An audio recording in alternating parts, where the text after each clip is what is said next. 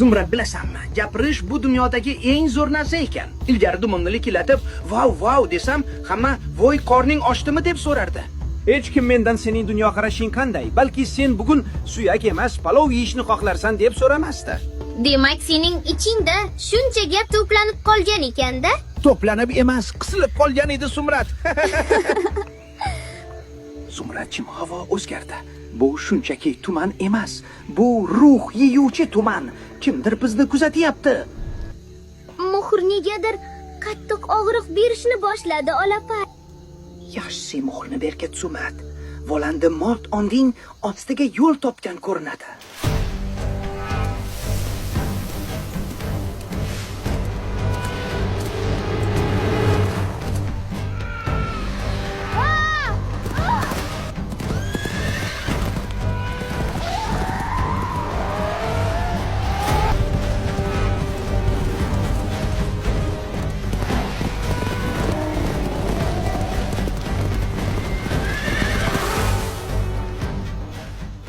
Kampir kelib qolgani sabab men maqsadimga yeta olmadim.